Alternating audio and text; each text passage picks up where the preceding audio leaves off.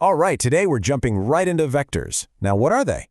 Well, they're basically these essential tools that help us describe anything that has both a size and a direction. Think about the speed of a cyclist or even the force of gravity. Vectors are what let us make sense of our world in motion. So take a look at these cyclists. To win, right, they've got to be fast. I mean, really fast. We can slap a number on that speed, say 30 miles per hour. That number, that's what we call the magnitude of their velocity. It's just the how much part. But, of course, just being fast isn't going to cut it, is it? I mean, they also need to be going in the right direction, along the actual race course. So that's the big question, right? How do we mathematically wrap up both the speed and the direction into one single neat package? Well, the answer to that question is this really cool mathematical object called a vector, and it's so much more than just a plain old number. It's this powerful way of thinking that lets us grab both of those ideas, magnitude and direction, all at once. So let's break it down. At its very core, a vector is just a single object that's holding two key pieces of information for us. First, you've got its magnitude. You can just think of that as its length or its size. And second, you have its direction, like north, south, east, west. Honestly, the absolute easiest way to picture a vector is just to think of an arrow. It's that simple. The length of that arrow, that's your magnitude. And whichever way it's pointing, well, that's its direction. And we usually imagine these arrows floating around in a 2D or 3D space, with the classic X, Y, and Z axes. Okay, so drawing arrows is great for getting the idea, but how do we actually write this stuff down for, calculations? Well, we use a list of numbers that we call components, and we usually stack them in a column. So for a vector just hanging out in 3D space, you'd have three components, one telling you how far to go along the x-axis, one for the y-axis, and one for the z-axis. And this is super important to get. These two things, the visual arrow in space and the list of numbers, they're really just two sides of the same coin. The arrow is what our brain sees, it's our intuition. But that list of numbers, that's the part we can actually plug into a computer and calculate with. It's the bridge that takes us from a cool concept to real computation. Okay, so now that we know what vectors are, what can we actually do with them? Let's get into the basic moves. We're going to look at the two most fundamental operations, adding them together and, well, changing their size. Visually, adding two vectors is, well, it's beautifully simple.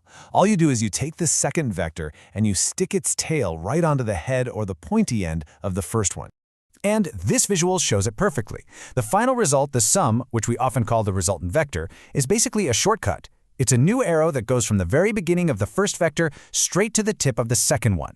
And you can see here, it creates this nice diagonal across the parallelogram that the two original vectors make. Now, what's so cool about this is how the math just perfectly mirrors that visual trick. To add two vectors with numbers, you literally just add the matching parts. So you add the first components together, then you add the second components together, and so on down the line. It's that easy. Let's make this super concrete with an example. So say we've got vector A and vector B. To get their sum, we just add them up row by row. 1 plus 4 gives us 5. 2 plus 3, also 5. And you just keep going. See, it's really that straightforward. All right, so what about subtracting vectors? Turns out, it's just a clever little twist on addition. Subtracting a vector is exactly the same thing as adding its opposite. And what's its opposite? Just a vector with the same length but pointing in the complete opposite direction. Okay, the other big operation we need to talk about is scalar multiplication. Now, scalar sounds kind of fancy, but it's really just a word for a plain old number. And when you multiply a vector by one of these scalars, you're pretty much just stretching it or shrinking it. So let's play this out. If you multiply a vector by 2, it keeps pointing the same way, it just gets twice as long. What if you multiply by 0.5? It shrinks to half its original length. And here's the cool part. If you multiply by a negative number, like -1, the vector just flips a full 180 degrees and points the other way. Super simple, but incredibly powerful. All right, let's start building on these basic ideas. Because when we combine adding vectors and scaling them, we can start to create some really powerful standardized tools. And these are especially useful when we want to talk about things like position and pure direction. First up, let's talk about the position vector. I want you to imagine that every single point in space has its own personal arrow. And that arrow always starts at the very center of everything, the origin, or 0, 0, 0, and points directly to that point. So this vector basically acts like a unique address, telling us exactly where that point is in space. But here's a thought. What if we only care about the direction, What if we want to talk about due north, or 45 degrees up from the ground, and we don't care at all about how far we're going? We need some way to just strip away the length and keep only the pure directional info.